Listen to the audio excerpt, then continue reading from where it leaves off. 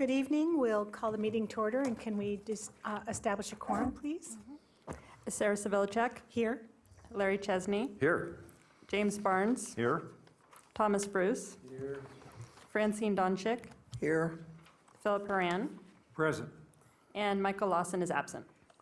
He's home not feeling well. He did not want to share his sickness with us. We appreciate it. Thank you, Michael. Thank you, Michael. He's watching us. Commissioner Donchek, would you lead us in the pledge, please? Allegiance to the flag of the United States of America and to the republic for which it stands, one nation, under God, indivisible, with liberty and justice for all. Thank you. Could we have the ethics law announcement, please?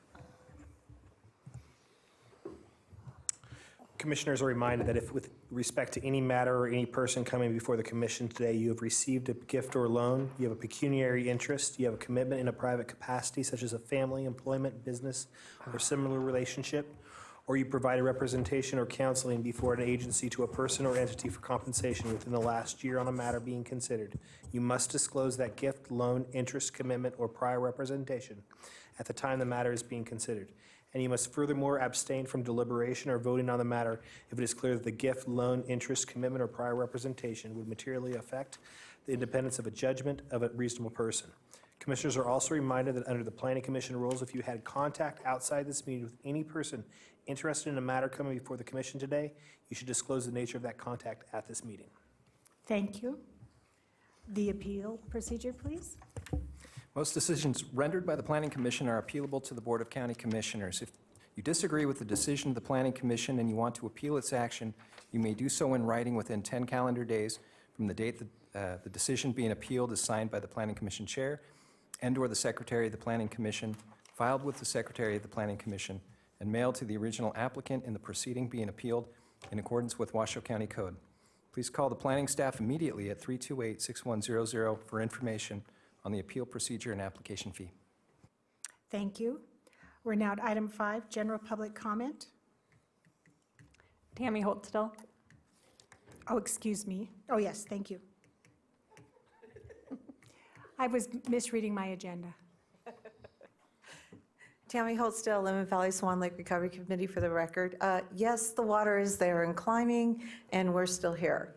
Also, my new saying from now on is, development got us in the situation we're in, so how is development going to get us out?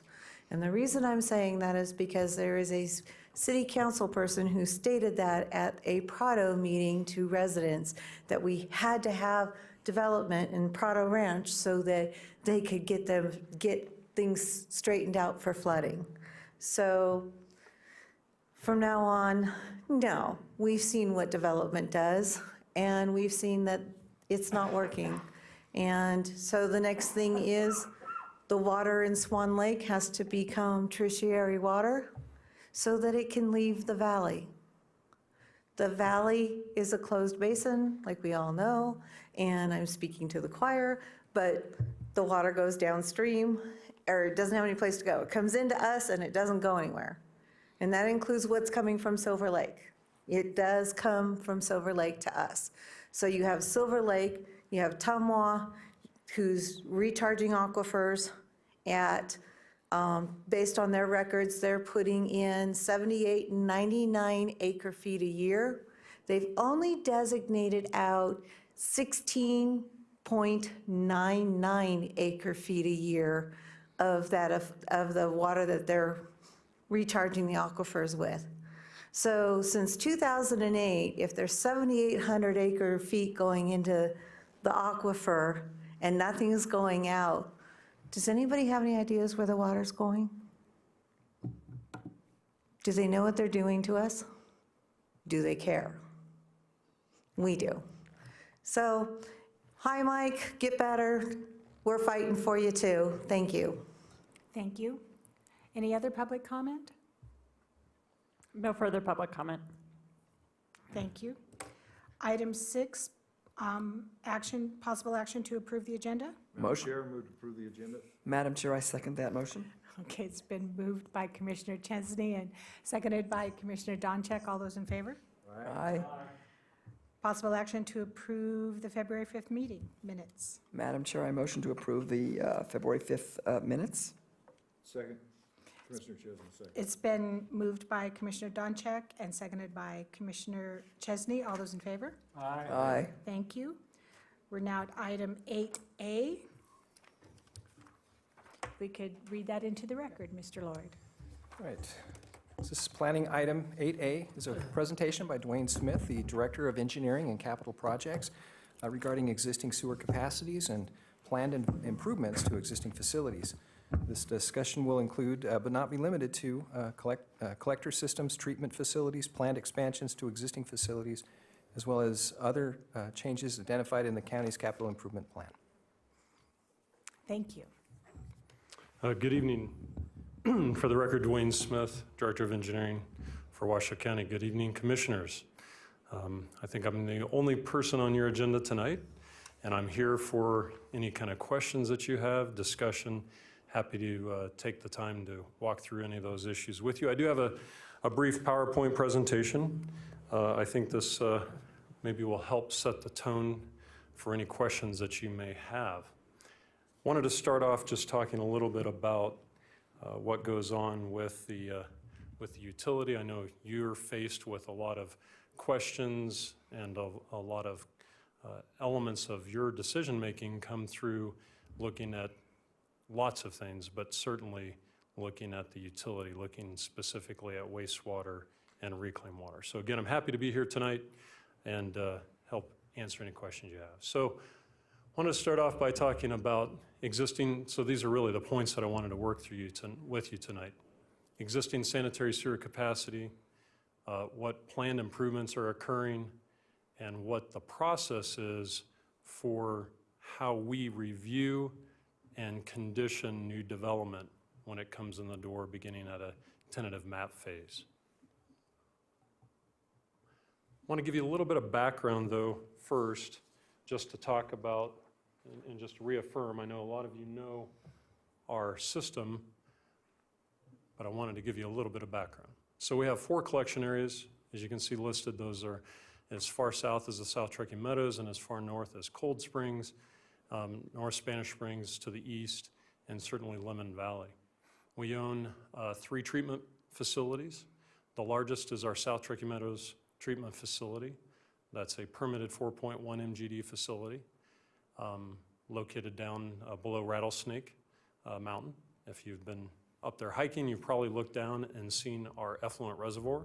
That's a 4,000 acre-foot reservoir there. In Lemon Valley, we have a small treatment plant. It's permitted at 300,000 gallons a day, or 0.3 MGD. And then our Cold Springs facility is currently permitted at 0.7 MGD. Effluent management. You hear a lot about effluent management, so I just wanted to let you know that we treat and manage effluent a little bit differently at our 3 facilities. In the South Truckee Meadows, our largest facility, we have an extensive effluent system. The biggest reason for that, of course, we recognize the value of effluent and what a resource it is, but we also do not have a permit to discharge to a body of water that enters the Truckee River.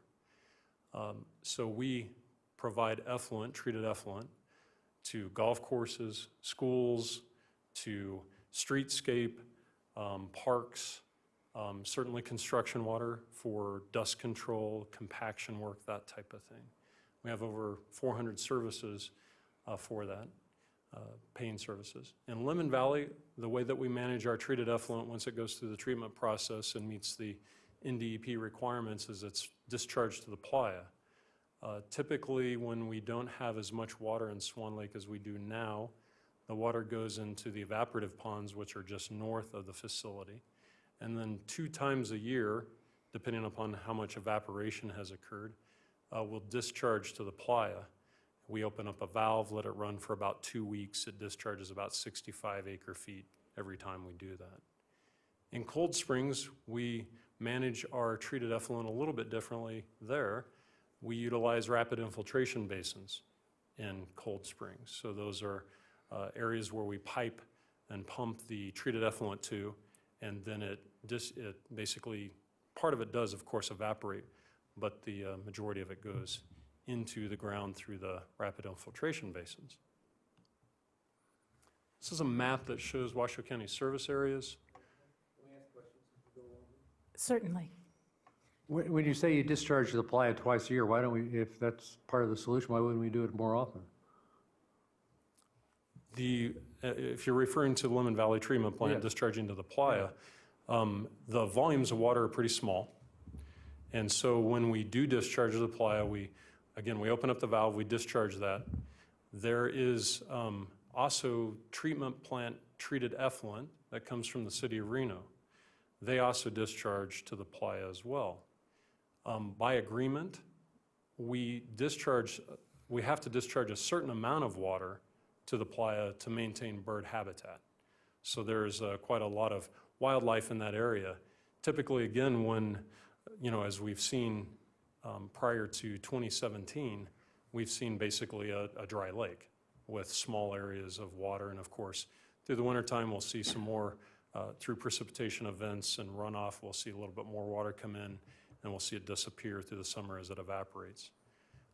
But we do discharge to the playa under permit. That is the NDEP permit. Both Washoe County and the city of Reno discharge to the playa, and part of that discharge is to help support the wildlife habitat there.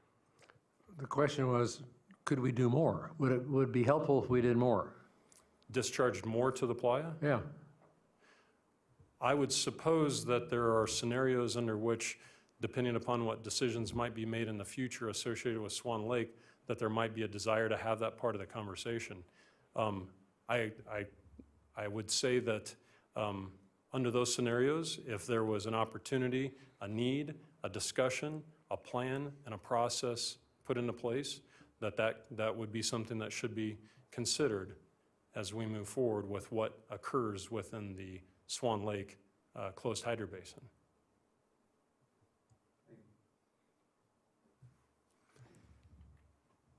So this is the service territory map, just to give you a little perspective. The very upper left-hand corner is Cold Springs. And you can see that's White's Lake, is that blue area there. So we have a treatment plant, that's where the Cold Springs treatment plant is. In the middle is the Lemon Valley area, so you can see Swan Lake is that triangular blue shape, and our Lemon Valley treatment plant is there, and you can see the green lines that represent the Washoe County portions of the collection system. And then to the right is a much larger collection service area. That's North Spanish Springs. North Spanish Springs is a little bit different. We collect, and all of our customers are ultimately treated by the Tumwater facility. The Tumwater facility is directly to the south, directly straight down on the Truckee River. That's the facility that's jointly owned by the cities of Reno and cities of Sparks. The city of Sparks operates the facility, and we convey flows to an interceptor, actually two interceptors that convey the Washoe County residents' flows to the Tumwater facility for treatment. And we have an agreement with the city of Sparks for how we send flows, volumes of flows, et cetera. In the middle, you can kind of see some areas in pink, and there's some green collection system lines in there. Those are areas of Washoe County customers that exist within the city of Reno boundary. Those customers also flow to the Tumwater facility, and we have different agreements with the city of Reno how to handle those situations, very similar. And the South Truckee Meadows is by far our largest service territory. We take city of Reno flows as well as Washoe County flows to our South Truckee Meadows reclamation facility. And again, we also have an agreement there for how those customers are treated. That facility, again, is our largest, and that's where our reclaimed water system for effluent management is located.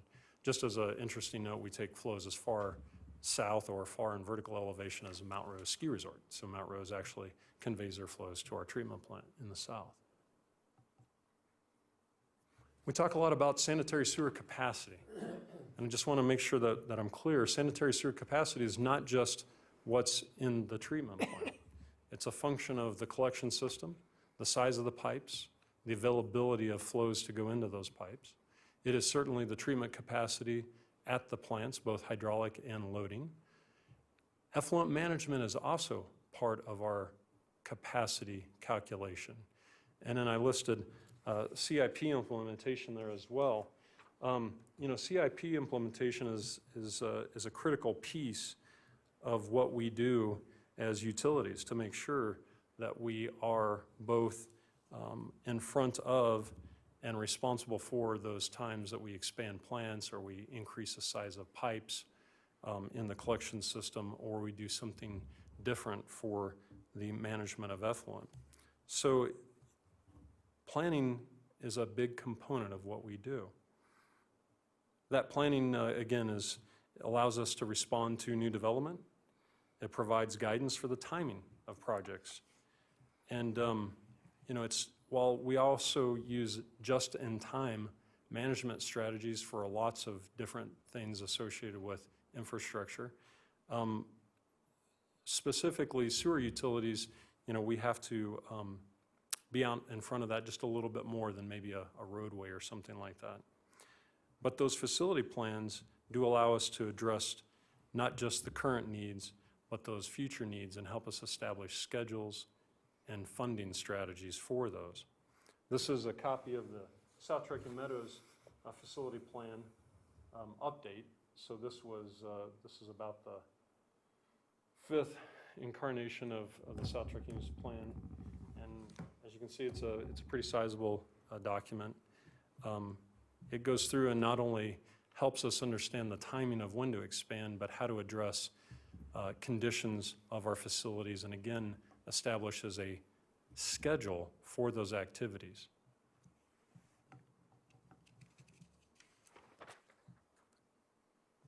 A lot of discussion around immediate sewer capacity, right? I'm sure you're hearing lots of talk, certainly throughout the community, and as commissioners, you're faced with answering some of those questions, or at least pondering what's going on. So this graph, as of February of 2019, shows Washoe County's 3 facilities above that black line.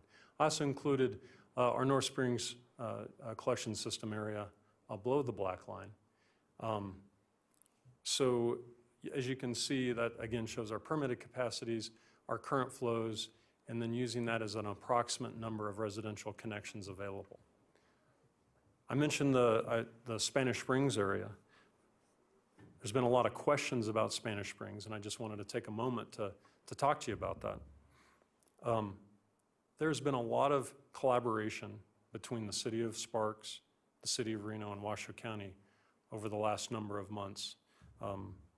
We've been looking with our management, our city managers, our county manager, our public works directors, to understand what the existing flows are that are going into the Tumwar facility, commitments that we have under tentative maps, commitments that we have from the final maps. Again, maybe some of those haven't been built yet. We're looking at the availability of treatment capacity and the availability of effluent management, and we're also looking at the rate of development. These are a lot of factors. It's complicated. But these are the factors that are going into the discussion, and based on those things that I just mentioned, it's anticipated that there's sufficient sewer capacity for the next 5 years of anticipated development. Now, we also recognize that development could go at a faster pace, and that would change that equation, and we would go back and look at those things and update that approach, or if it went the other way, obviously that would be a little bit different. But right now, these discussions to address that are currently underway at the management level, and those discussions are really honing in on a framework that recognizes that existing capacity and how it might be distributed if it needed to be distributed. Also, it's important to know that the City of Sparks is in the middle of facility planning, doing this exact same thing that we've done, like for instance, for our facilities. They're doing exactly the same thing for the Tumwar facility. That again provides that timing, roadmap recommendations for future strategies. Dwayne, if I may, before you pass on that. So when you say approximate number of residential connections, for the record, I want to make sure that I'm clear. We're only talking about Washoe County facilities. So for example, in Lemon Valley, it would be City of Reno and Washoe County. Cold Springs would be City of Reno and Washoe County. Those don't recognize a boundary. Okay. They're just simply looking at what the existing treatment capacity is within the facility, and that's a conservative number. It's a conservative number, but it's a little bit of an alarming number, given the number of approved but not yet built developments that are far exceed, that capacity that you're indicating there of residential connections. If I might, and I appreciate that, let's talk a little bit about Cold Springs. That's because we know the Stonegate development, right? Located within the city of Reno, annexed. What is it, approximately 5,000, just a little over 5,000 homes. And so when you look at that number up there, I'm showing 1,945 residential connections are available.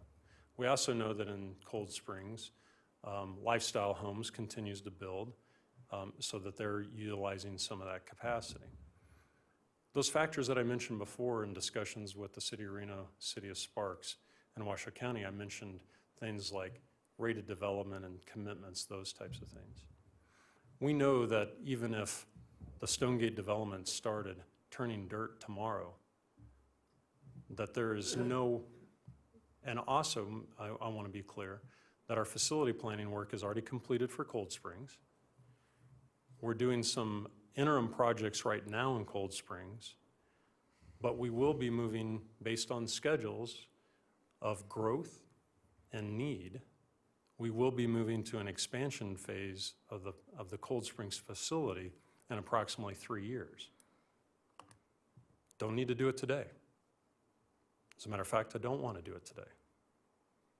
I don't want to build something until it's necessary. When you build things, it costs money, of course. You have to operate things. You have to maintain things. You have to repair and replace those things.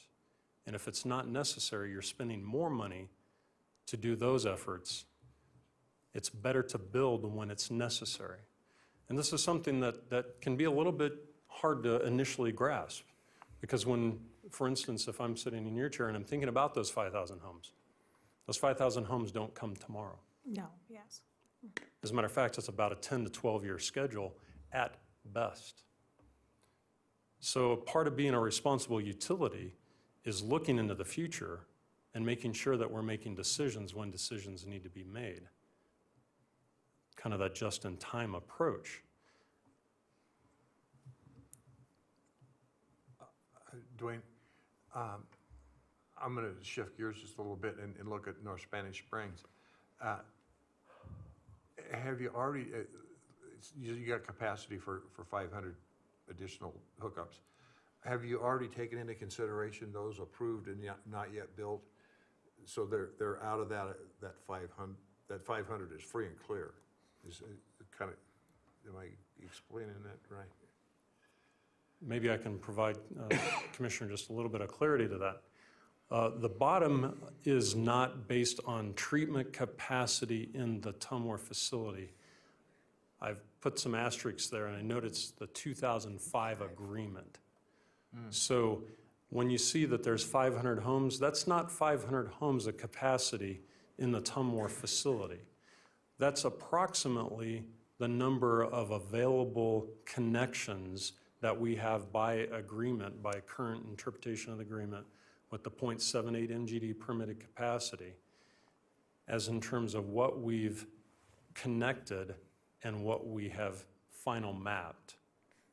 And so as we add more final maps to the list, that number, that 500, comes down incrementally. Okay.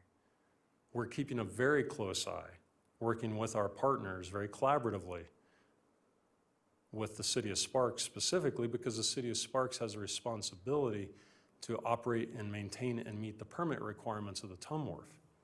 So we owe it to them to make sure that we're keeping them up to date with the information as much as possible.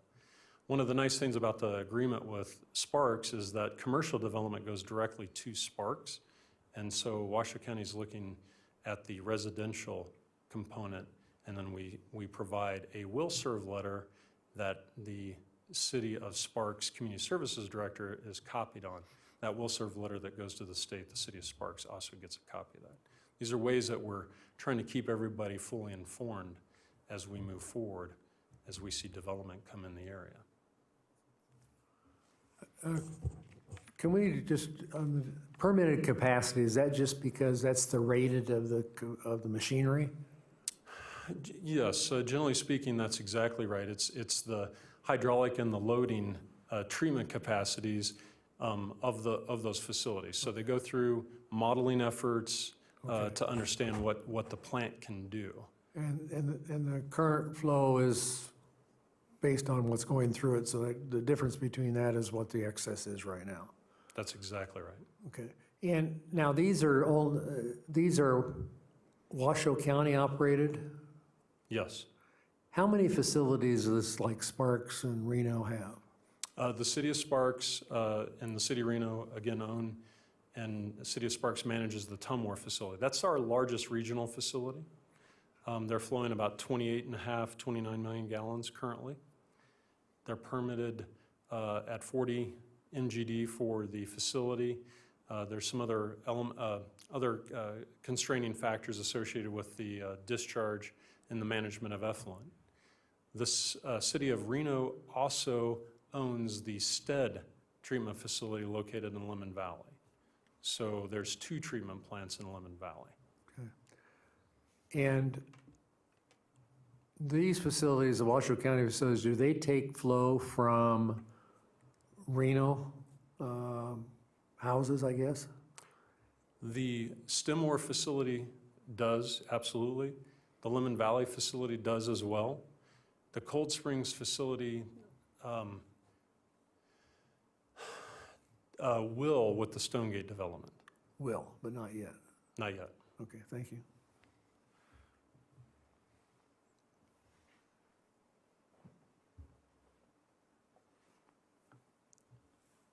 Just wanted to go back to facility planning and future schedules. So again, we've completed our facility planning updates. Again, utilities are a complicated process. It's expensive. But we have to be nimble and responsive to new development as it comes in. And so again, the facility plans not only assess our facilities, give us condition assessments, but they give us end recommendations, but they give us schedules, they give us trigger points, they give us recommendations that we use to guide our activities. Of course, we also, if things change rapidly, for instance, if there was a facility that came in, or excuse me, a development that came in that was very large and it was moving at some very rapid, fast-paced, and we had to make other adjustments or improvements, of course, you know, we keep our eyes on those things to do that. But again, facility planning is so critical. Not only do we do, and because of that, we do joint facility planning efforts, and I just listed Lemon Valley, but of course we do joint facility planning. We plan, at least to some level, with our sister agencies all the time, based on agreements, based on shared service territories. Of course, reclaimed water is something that we are planning for as we move into the future. Effluent management master planning is a critical element, as I mentioned again. And really what I'm saying is that there's a balance between what we do at our facilities, the timing of expansion of those facilities, how we operate the facilities to make sure that we stay ahead of new development, but not too far ahead of new development. Because again, the cost of facilities are very high. If you don't have customers that have come in the door to pay their connection fees, then you don't have funding sources to build those facilities, or at least bonding. You know, it's a component, not the only component. But as a responsible utility, you know, we want to go through our planning processes to address these issues. And I just want to try to affirm with you and make sure that I'm being clear that facility planning work is something that we all the agencies do, and Washoe County is very proactive in our planning efforts. To that point, that's why we've pulled the trigger on the next expansion phase in the South Truckee Meadows. So, you know, we've hit the requirements. With those requirements being hit, with the effluent management elements that are required, with the growth that's projected, that's here right now, and that's projected, we've made the decision to initiate the expansion phase at the South Truckee Meadows treatment plant. We do that, again, through not only the guidance that comes through these, but in response to new development as it occurs. A quick question. When you speak of fluid and reclaimed water, are we talking about the same thing? Wastewater, there's a lot of terms and you know, but basically a reclaimed water system is using treated effluent to provide as a resource or a benefit for a variety of things. Depending upon the class of that water will dictate what it can be used for or how it can come into contact with. For instance, in the South Truckee Meadows, we produce a Class A effluent. That Class A effluent can be used on golf courses, parks, schools, you know, the ball fields. It can be used for construction water. As a matter of fact, the I-580 bridge over Galena Creek, all of that concrete was batched using our reclaimed water. So that is some of the uses. Now with Class A, it's full contact. So, you know, you get it on What's that mean? It means that if you get it on, you know, you're out there riding your bike, this happens frequently. I get calls all the time because the sprays will be going on the streets. And somebody will be riding their bike and they'll say, hey, I just rode my bike through this. Am I gonna, you know, what's gonna happen? Am I going to die? Well, I would recommend, just as in our effluent management plan, that the state of Nevada NDEP, one of their requirements that they want to see is they want to see posting of signs so that people know that it's reclaimed water. But also in our effluent management plan, it says things like, hey, it's safe to come into contact with, but if you come into contact with it, wash your hands. How much is Class A? What are the other classes of effluent? Currently, Class A is the highest level of Right. effluent that's produced in our area. Right. There's a lot of work that's been done. What other classes are there? B and C, And what are they? they're just a little bit lower in quality. They can be used for irrigation or what? Yes, primarily What those are used for what irrigation. percentage of your output is Class A versus the other? We produce at the South Truckee Meadows plant approximately, well, all of our water is treated to Class A standard. Let me be clear. All of the water that comes in the front end of the plant in the South Truckee Meadows is treated to Class A standards, and that it's either immediately put out into the reclaim system for use as irrigation, construction, et cetera, or it's stored in the wintertime in the Huffacre Reservoir, that lined reservoir above the treatment plant. On an annual basis, we distribute approximately 2,400 to 2,600 acre feet of water for those uses I described before. So it's all Class A? It's all Class A. Okay, so the others don't, we don't have to worry about those other categories then? In the South Truckee Meadows, we just produce Class A. You produce other, in the other treatment plants, are they Class A as well? No, the other treatment plants, when we produce the effluent, the treated effluent, it's either a Class B or a Class C, and then it either goes into the RIBs or it's distributed to the Playa in Lemon Valley. It's distributed in Lemon Valley. Well, let's go back to this Ply thing. Why if we, the people in Lemon Valley says you're pumping stuff into the lake out there. Why don't we just pump it up to the Playa? Maybe I apologize, maybe my terminology is not right. Maybe you confused me, I don't know, maybe. The Swan Lake Playa is where we're permitted to discharge our treated effluent. You weren't Right talking now about the Playa up And the... right now, the Right now, Swan Lake Playa is a it's got Swan Lake. water. Is this one? It's I'm Swan sorry, I Lake- thought you were it's talking Swan Lake about right the now. Black Rock Playa. I thought you... Oh, no, I'm sorry. I mean, that's the only, I wasn't using that as a Playa. That's the only Playa I was thinking about, so, sorry. I'm sorry, I don't frequent that Playa, so I wasn't getting that connection. Dwayne, I see that this updates your 2015, 2016 what is the span of these updates before you say, hey, we have to stop and redo it? Or are you constantly doing it? Because to some people, if they're looking at 2015, 2016, they're saying, well, that's 3-4 years ago. Could be 15 years, could be 10 years, could be 5 years. There's not a set time frame. It's really based on flows coming in the plant and the rate of growth that would then trigger us to move into that next expansion phase. We might initiate something separate and outside of this if we were looking at a different treatment process. So there's other vehicles, but this is really a guideline that really helps us plan for what we do and when we do. Again, as part of our responsibility as a utility, we have a responsibility to the ratepayers. This helps us guide our processes so that we can assure the ratepayers that we're doing the best that we can at the lowest cost approach that we can. Dwayne, isn't the trigger a percentage of remaining capacity, like 70 or 80 or something? Once you hit let's say 80% of total capacity, you really have to start looking at your expansion plans and planning for the plant? Yes, to answer that question, and of course, there's different things that could trigger. It may not just be what the flows are coming in, but currently, we working with NDEP kind of when we hit the 85%, kind of 85% of the permitted capacity is a general rule of thumb to say that we need to express what we're doing for expansion, when we're doing it, what processes or other approaches we might be taking. We share that with NDEP, and that again is based on the facility plan. Okay, and I'm not doing this to put you on the spot, but we have a situation in Swan Lake right now that is primarily promoted by acts of God.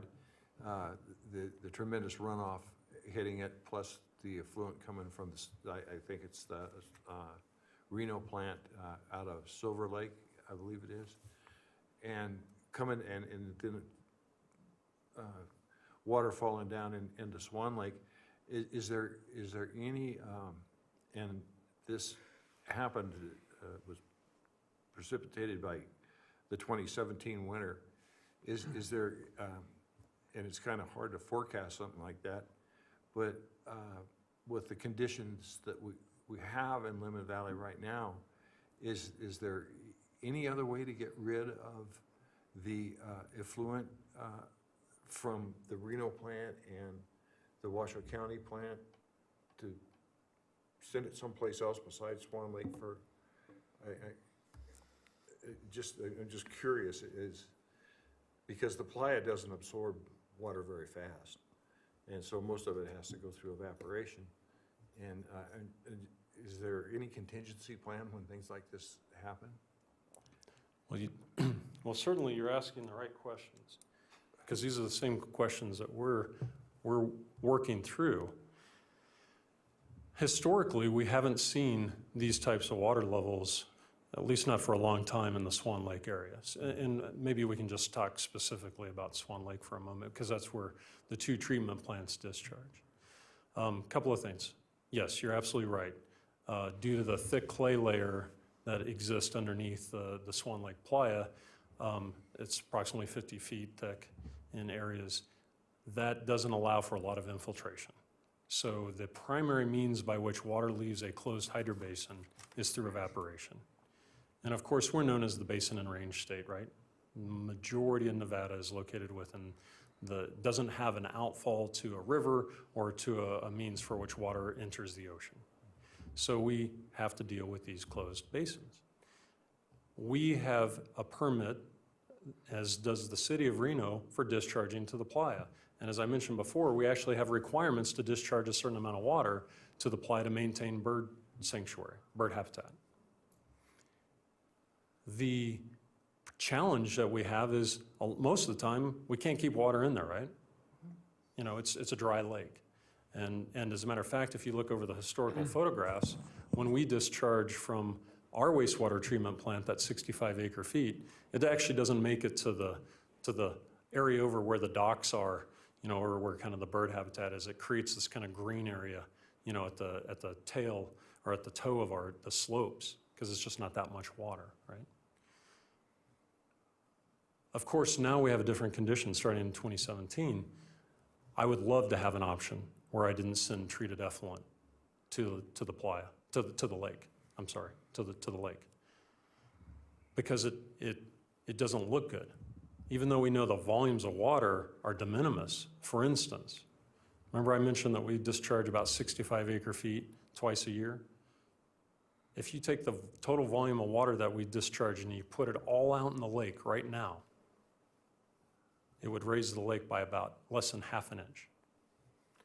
A lot of people don't realize how big that lake is. It's 1,600 acres, over 1,600 acres right now, surface area. It's approximately 2 miles, it's over 2 miles from our treatment plant up to Lemon Drive. It's it's a big lake. So even though the discharge from the treatment plant is de minimis, it's one of those things where certainly we'd like to have an option. So we're working with the city of Reno. We're looking at options for how we manage effluent. We're looking at things like Class A+. It's a concept right now. We have some approvals associated with the state for regulatory approvals. But we're in the proving stages right now for Class A+. But ultimately, the desire is to be able to take that Class A+, take it to basically a drinking water standard, and inject it into the ground, into an aquifer, to preserve it for other uses, for the future, for other needs. So as we move forward, we're looking obviously very hard at these options to take advantage of those things to change that strategy. That is absolutely something that we want to do, that we are doing, that we hope to be able to put into place in the near term. But it's not something that happens overnight. And are you doing that in concert with the city of Reno to get, as you explore that, to get to that Class A+? I'm sure you've heard about the Nevada Water Innovation Institute, led by Dr. Krishna Pagila, and a former engineer here, Rick Warner, is now part of that process. One of their primary focuses is to look at how to move Class A+ forward through test programs, working collaboratively with all of the local agencies.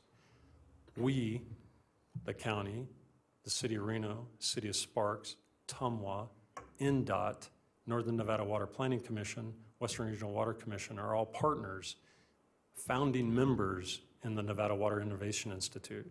And so we're all working toward looking at those options for what we might be able to do to manage effluent in a different way for the benefit of our residents. Thank you.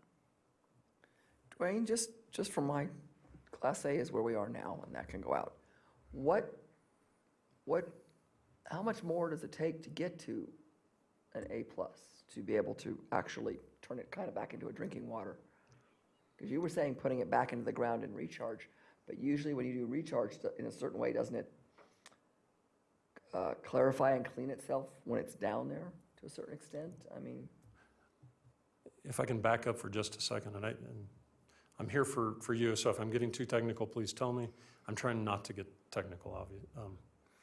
So right now with rapid infiltration basins, I mentioned Lemon Valley, that's our effluent management, Cold Springs. I mentioned that that's how we manage our effluent there. So we're treating it to about a Class B standard. We pump it into the rapid infiltration basins, and that's exactly what occurs, Francine, is that it passes through the soil. And as it passes through the soil, biological and chemical actions take place to basically return that water to that standard. What we're trying to do with Class A+ is to short circuit that a little bit and do it in the plant under mechanical and biological and chemical means that we control, and then allow us to inject it directly into the aquifer so that it doesn't go through the soil column and take all those years to go through, depending upon the soil column. Yes, it is expensive. We don't know exactly we know what the technology looks like. We don't know exactly how it will be implemented, That's why we're going through the testing programs right now. So we're doing those tests in a variety of, at most of our facilities right now. I talk regionally. Again, when I talk about this, I'm talking regionally because we're all partners in this process.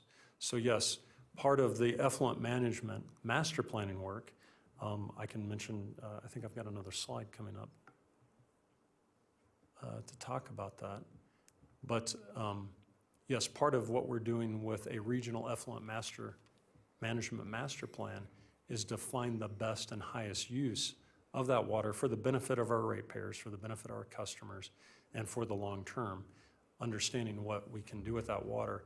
And we believe Class A Plus is one of those strategies that will lead us to, is a tool in the toolbox, not the only tool, but a tool in the toolbox that allow us to continue to move forward with alternatives that will bring benefit again to our area. Dwayne? Thank you. Now, wastewater effluent is not to be confused with stormwater disposal, right? I mean, they're not connected. We have the wastewater treatment plants, but then we have stormwater that is just runoff and needs to go someplace also. Those are two separate plans, right? Yes, I'm sorry. asking. A couple of things. First of all, yeah, we don't have combined sewer and storm sewer systems. We have desegregated or separated systems, and we address wastewater, sewer through treatment plants. Currently, we do not treat, there's not a need to treat stormwater, so those systems are really conveyance systems. Okay, thank you.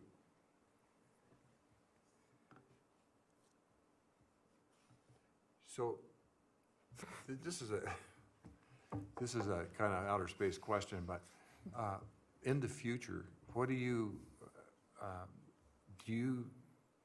agree with or disagree with regionalization of all of the wastewater treatment in the Truckee Meadows?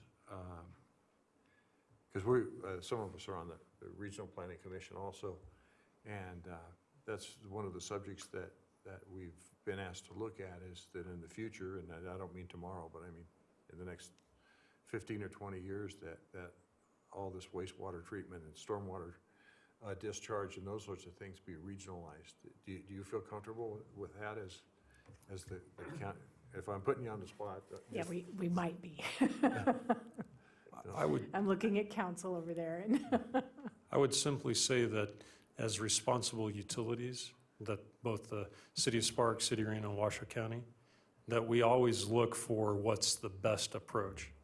I don't know what those best approaches are for the future, but I would want to reaffirm that, you know, we always are looking at what is best ultimately for the ratepayer. Okay, thank you. Fortunately, I'm the technical guy, so. This slide is just to talk a little bit about the CIP activity. So again, you know, going back to the planning documents create the path for what we need to do to address capacity and treatment plants and our effluent management and our collection systems, and give us a roadmap. So out of these things, out of these facility plans, as well as with other information, we develop CIP lists, capital improvement project lists, and with those we establish what the funding requirements are. This is just a partial list. I just wanted to share this with you briefly. You know, again, we've initiated our next expansion at the Stemore facility in South Truckee Meadows. We've selected the consultant for the steamboat lift station rehabilitation, Pleasant Valley Interceptor Reach 3, part of a big interceptor project in the South Truckee Meadows, and certainly a lot of effluent management projects in Cold Springs. We're doing some, again, a lot of studies. We're doing that rapid infiltration basin study to understand how those RIBs, you know, what their capabilities are. We're doing headwork improvements, Lemon Valley. We have completed the aeration system improvements. We're doing flow shaving. So what I mean by that flow shaving with the City of Reno, if you remember this chart, where I had 445 residential connections available. That's just what's in the plant. That doesn't mean that's the overall limitation currently, because we do share capacity. Am I going the right way? And there is also a flow shaving project that the city of Reno has initiated to take some of the flows off of both the Stead and the Lemon Valley plant and send them to the Tumwharf plant on some time basis to manage, again, the capacities within the different plants, so that, again, we can respond to new development. That's an example of what has to be done and what we do in response to new development. What is the best approach? And of course, I put there, we're investigating alternative effluent management strategies, including Class A+, because Commissioner Horan, you were asking, about what's the best thing to do with the effluent instead of putting it into Swan Lake right now. That's what we're doing. We're looking at alternatives for that, so that in the future we can do different things. And right now we've basically have a very robust new system in North Spanish Springs. So the collection system up there is in pretty good condition. No immediate needs are identified. Here's the slide I was mentioning on effluent, on the regional work. So this is, again, master plan looks at what we're doing, or at least our approach with this is what we're doing regionally. It's funded by the Western Regional Water Commission. We're in the kind of the fact-finding and goal-setting process right now to understand what is the current state of practice, what are some of the needs as we move forward, utilizing information that comes out of these documents as well as other places, to establish what our goals are regionally and partner with our sister agencies. We hope and plan on having the draft plan in about 2020 for boards and commissions to review. And a big focus of this, again, is looking at what the feasibility of Class A+ is. We don't put all our eggs in one basket. That wouldn't be what responsible utilities do. But we certainly look at the opportunities of what Class A+ might offer for us regionally. We're almost done. You don't have to listen to me too much longer. One of the things that you're faced with, of course, is when development comes and and sets before you a potential project for review and condition approval. But I want you to know that every time a developer walks in the door, that there is a significant amount of work that developer, their consultants, their engineers, their planners have to do in order to get that project ready to come before you and other boards and agencies. Through this process of review, we analyze what the project is, how it conforms to Washoe County requirements, what those impacts are, what needs to be done to bring those into conformance. Those are called conditions. Through that process, it's iterative. A lot of back and forth occurs. Until we're satisfied that that project meets the Washoe County requirements, we don't move it forward. Some of the things that the developer has to do is go through and do things like discoveries, for instance, associated with sewer. So they have to show us where they plan on developing, how many units, what that looks like. If it's an industrial or commercial development, it's a little different than if it's a residential development. We have to understand which treatment plant they're going to go to, which lines they're going to go through, which lift station they're going to go through, or lift stations, so that we can then tell them, yes, this is what you have to do. You either have to enlarge a pipe, increase the size of a pump and a lift station, do something different to make sure that they're mitigating their impact on a pro rata basis associated with their development. A lot of modeling work goes into that. And of course, collaboration with regional partners, because both the City of Reno, City of Sparks, and Washoe County, we all share service territories to some degree and share, and through agreements, treat at each other's facilities. So we have to, look at what that means when a development comes in under those agreements. We have to meet design standards, and again, the development code. Part of this is what we do is we collect connection fees for new development. Connection fees are the vehicle to build additional facilities, capacity in the interceptors, capacity in the treatment plants, et cetera. Everybody pays connection fees.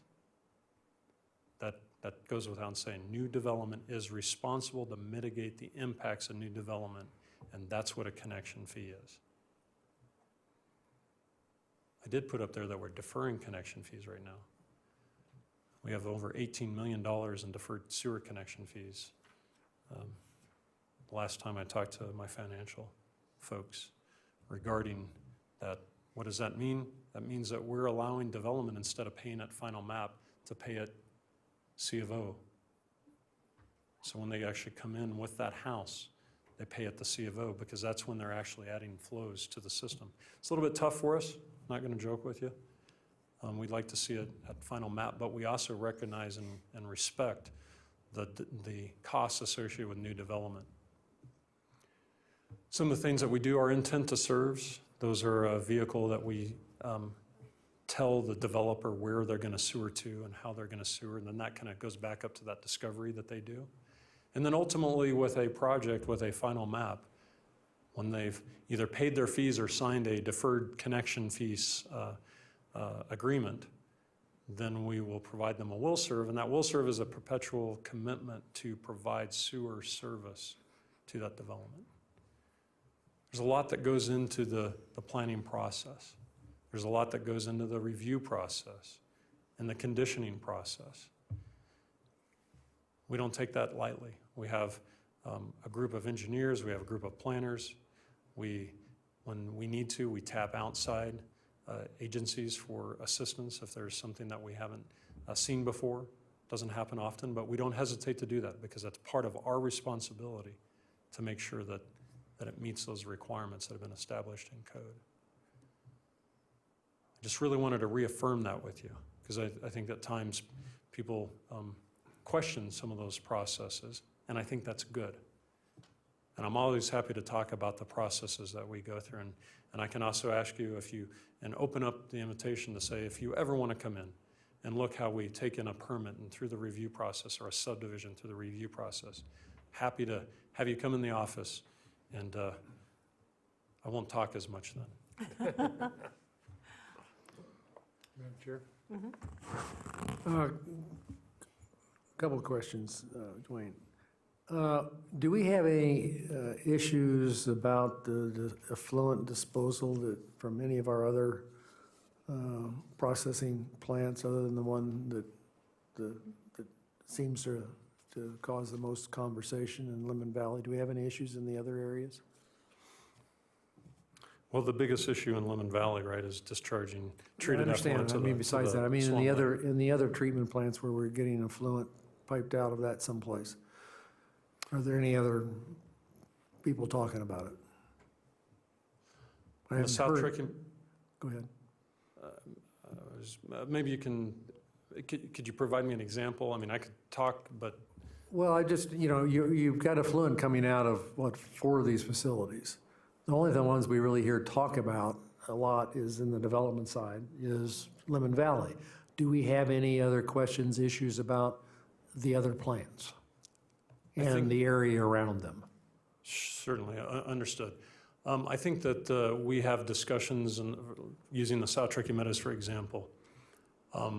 There's a desire to use treated effluent, as in the Sparks system. Sparks also has a robust reclaimed water system that they distribute all the way very far up north as well. I can't tell you exactly how far. Of course, developers want to use treated effluent where they can, because it's lower cost. But they also, want to make sure that they're getting the highest value.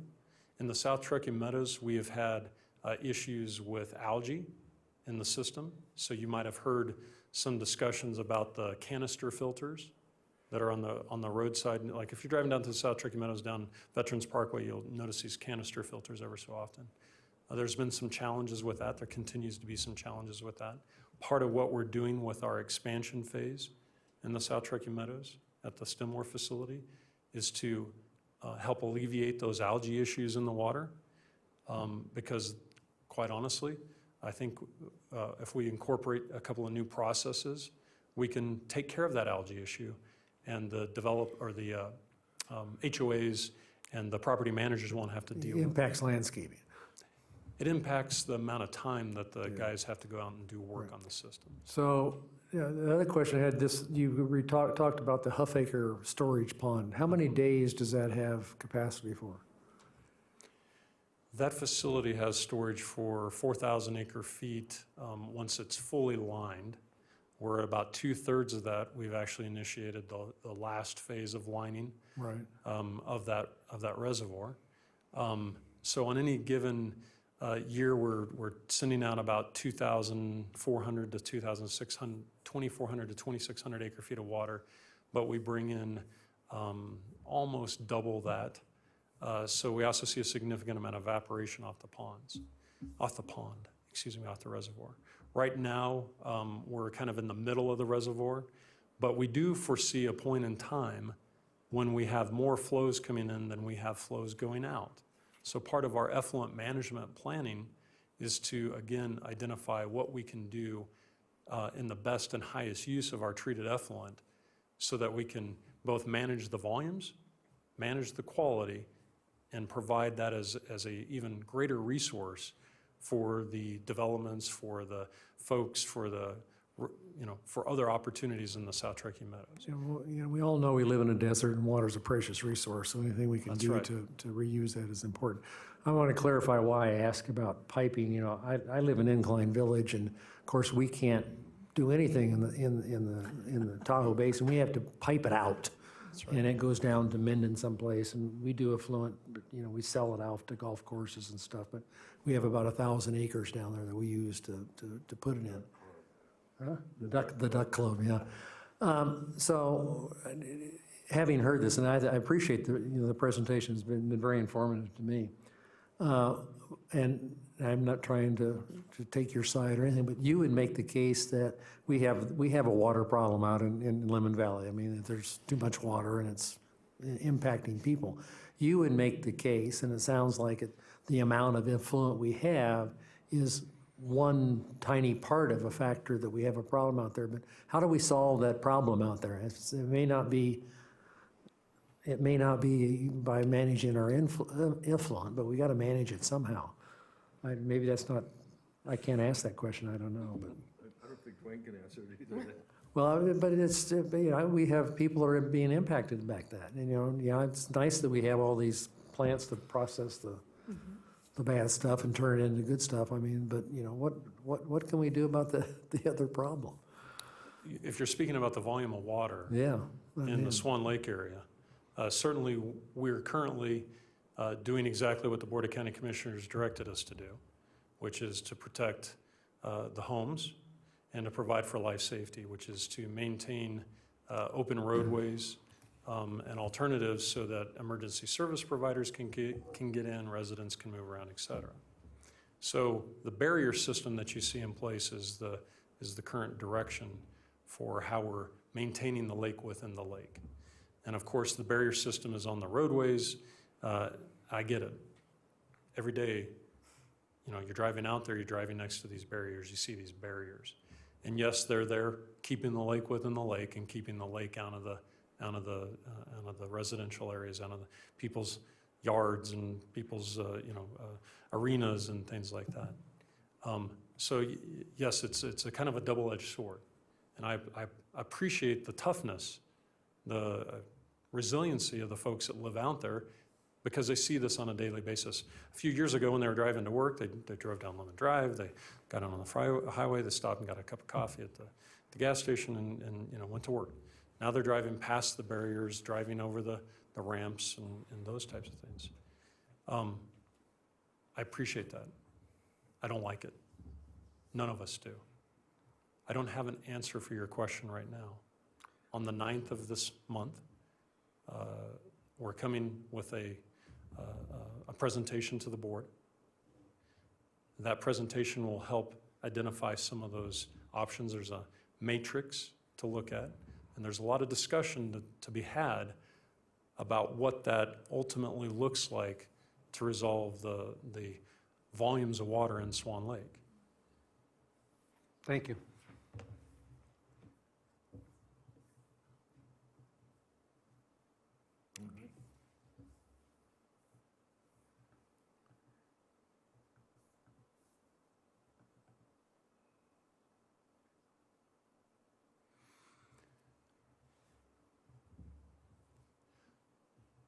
Just a little bit of a summary here.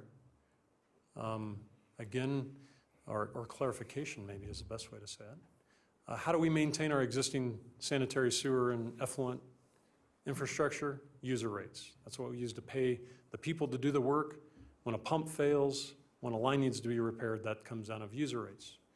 How do we build new infrastructure and mitigate those impacts from new development and respond to development? That's connection fees. Those are all driven by NRS policy and by NRS requirements and by county policy. And of course, when we start talking about some of our larger projects, like the expansion phase in the South Truckee Meadows, as a responsible utility, we're not debt financing all of that, and we certainly don't have enough cash to finance all of that, but it is a combination. So we do also work with things like the debt commission anytime we seek bonding for new facilities. Right now, our 5-year CIP outlook for facility expansion projects is about $130 million. Significant. A lot of work to be done.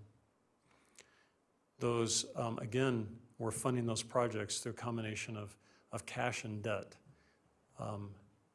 We have sought and have been successful to date in the approval process of a $50 million bond for the expansion phase of the South Truckee Meadows Water Reclamation Facility, Stumwharf. We are using, again, significant amount of cash paid for through connection fees for that, and we are seeking SRF funding to help us as well to build expand the treatment plant, line the reservoir, and extend a significant part of the collection system, the Pleasant Valley Reach 3 interceptor. That state revolving funds, it's a great resource. It's not a grant, it's not a gift, it's a loan, but it allows us to supplement and preserve our existing cash. We've been working with the state for 10 months on the process to receive receive loan funding through SRF. Are those preferential rates or those market rates?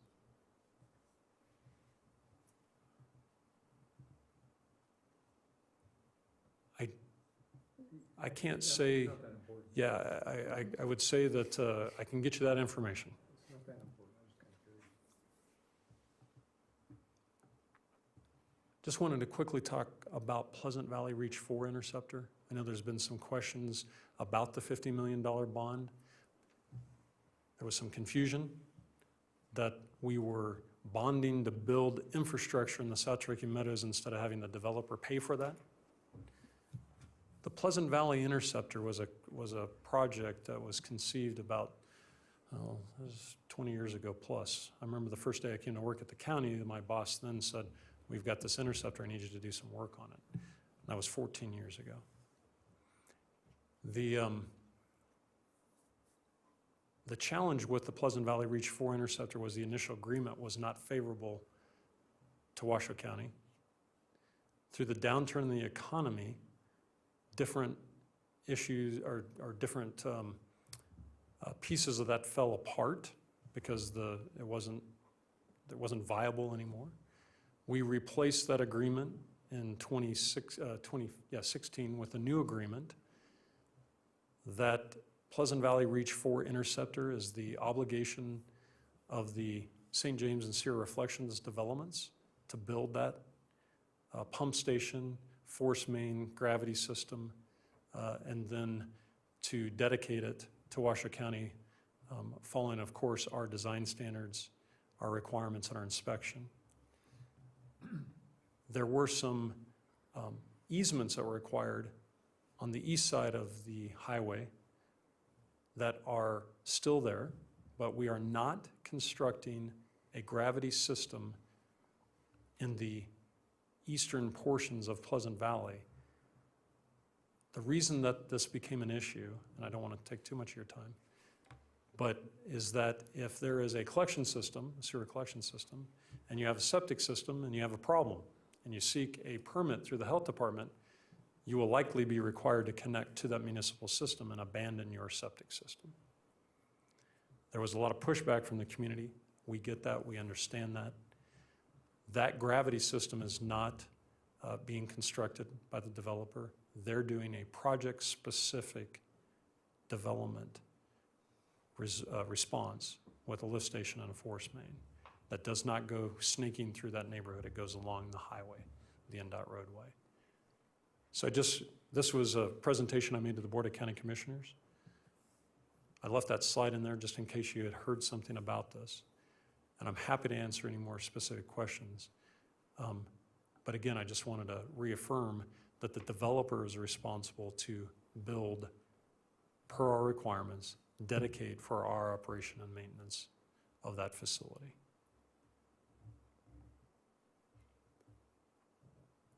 That purple line is the old Pleasant Valley Reach 4.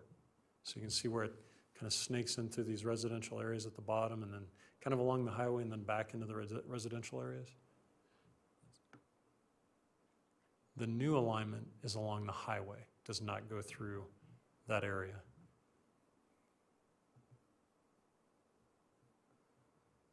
Last slide, questions?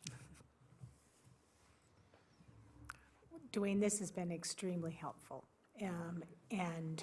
I think that, I don't want to speak for my fellow commissioners, but will certainly add to our knowledge base as we see master plan amendments and stuff coming forward, because those of us that sit on regional, because we're dealing with this right now with the regional plan update, is looking at, and we had a very passionate person talk to us about capacity and stormwater runoff, and one of his statements is capacity is not the issue, it's the major concern is stormwater runoff in terms of being overflowing facilities and such. So looking at this at more regionalized, and it's comforting for me to hear you say that even though they're operated separately, all of you are working closely together in terms of how this big puzzle piece comes together in terms of all the capacity that we have and managing it. And that's I very much appreciate that. Super. I also want to thank Dwayne for running the gauntlet here. This is. I think we were gentle. This has been an issue with the commission as long as I've been on it. Is we're all the ghosts in the closet, and this brings most of my questions to light. And I don't have any long lingering questions either. I just want to thank you for the presentation. It was really helpful. Thank you.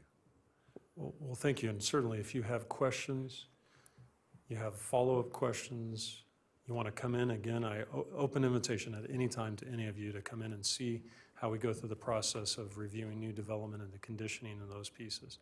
I would just say quickly that, yes, running utilities, it's complex, it's expensive.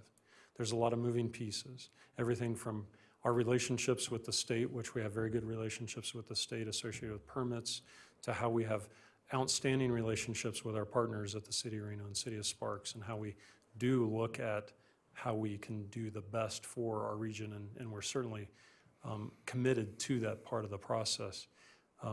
Again, complicated. There are always issues.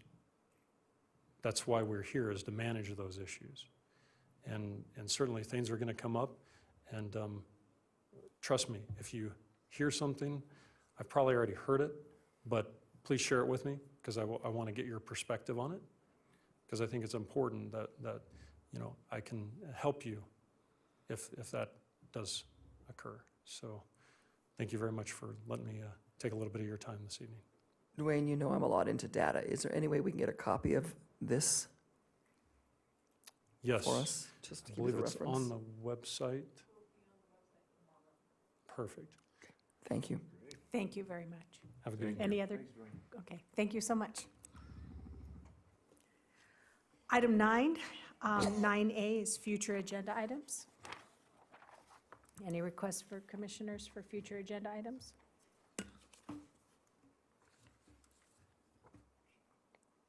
Seeing none. Item 9B, request for future information from staff. Madam Chair, Commissioner Chesney. just curious, staff has done has been working on the cargo container issue diligently, and you did a public workshop, and I understand that turned out really well. Is that going to come in front of us again before it goes to county commissioners, and is there any timeline on it, or? And through the chair, Commissioner Chesney, that is a very good question. I don't know that we have the answer just yet. If we need to seek additional direction, we will do so through the county commission. However, if not, it will come directly to to the planning commission before it goes back to the county commission. Great, thank you. Okay, item 10, directors and legal counsel items. 10A, report on previous planning commission items. I have a short list here. County Commission has heard several items that this commission has heard, one of which was the South Valley's, there was a 2.5 acre parcel that was a regulatory zone amendment, master plan amendment, was approved by the County Commission at the last meeting. They also approved the regulatory zone amendment for the club at Arrow Creek, that was also heard by this group. The Development Code Amendment, the DCA for the lot coverage, you may remember that discussion, that was also heard and approved. And I was going to bring up cargo containers, but thank you, Commissioner Chesney. Also, the commissioner has directed staff to begin review of short-term rentals, and so that will become a pretty heated discussion through this planning commission as well. That's all I have, thank you. Thank you. We'll pack our Wheaties. Legal information. Nothing at this time. Okay, thank Could I you. possibly ask a question at this point? Certainly. I'm just curious. I follow several legislative bills, and one of the ones I'm following is AB 70, which could possibly affect our open meeting law rules and how fast the minutes have to turn, some things with agendas. What is the county's perspective on this? I know that, Mr. Chairman, through the chair to the commissioner, right now, I know that all those open meetings are being tracked by both the Washoe County legislative staff and by our office. Any of those developments, until they're implemented, we're kind of going to wait and see. In terms of whether or not Washoe County has taken a position on any of those, I know that we've had some proposed amendments to some of the open meeting law bills. Whether or not those are going to be accepted or rejected, it's too soon to tell at this point. Thank you. We're at item 11, general public comment and discussion. Any public comment? I think so. We do. Diani Clias. Overhead too.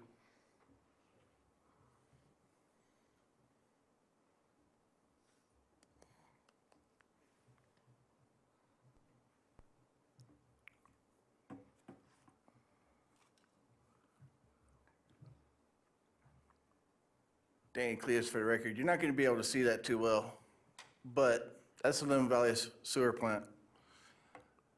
It only has 2 ponds. It's supposed to have 9. Just got through doing work on the first pond, which from what we can tell, that's a sludge pond because it has a ramp in it. You guys asked why there's so much talk about the Lemon Valley sewer plant. Well, right around there, there's 7 ponds that are underwater by the lake. There's no outer rim anymore in most parts. That's why there's so much talk about this sewer plant. Another thing is, before they started doing work on raising the berms around those two ponds, there's rental pumps there. The first pond that has the ramp in it had a lot of water in it. It just disappeared. We all have questions. Where'd it go? Because we didn't see no tanker trucks out there. So that's why there's a lot of concerns about that sewer plant. Plus that sewer plant's not lined. All that lake water and the effluent water is mixing together in the berms, because we all know road-based leaks. So, oh yeah. There's a truck that was delivering road base. That road base just a little bit too soft there. So that's why we have concerns. We have a lot of them. And we don't get answers for them. Thank you. Thank you. Thanks, Dan. Denise Ross.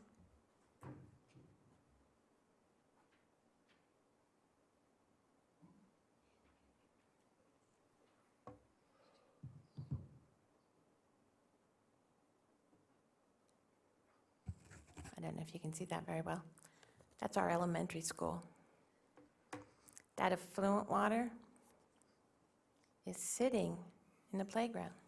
It's sitting in the field. It's sitting in the park. They closed the park down recently for the kids to play baseball. Now, effluent water is acceptable to water the grass. It's not acceptable for the kids to have to deal with it on their playground. It's not acceptable when it washes ashore because of the flooding. There's a big difference there. We're all very concerned. We're all very frightened about what's actually going on. And they say the county came out and did tests and everything else. So fine, if it's good water, if it's regular lake water, I'd like to see any of them come out and play in it with the kids, their kids. They won't do it. They say that they're willing to let, well, Adam Searcy says he's willing to let his kids come and play in the water. I wouldn't have his kids come and play in the water. It's dangerous. Like I said, it's meant to water the fields. It's not meant to flood the playgrounds. You need to ask, please, this is something else as a backup plan. Washoe County, Dwayne Smith talks about the shaving program. You need to look into how much it costs to shave 500,000 gallons of the effluent or the sewage to City of Reno. I believe it was somewhere over $180,000. That's a pretty mighty high price for us as citizens to have to pay, or anybody to have to pay, because they've overdeveloped. Thank you. Thank you. No further public comment. Any other public comment for people who have not filled out a form to speak? Okay, thank you. Move, Madam Chair, I'd like to. Commissioner Chesney. I'd like to move to adjourn. Okay, thank you. It's been moved by Commissioner Chesney. Is there a second? I second, Madam Chair. Seconded by Commissioner Doncheck. All those in favor? Aye. Meeting adjourned. Thank you.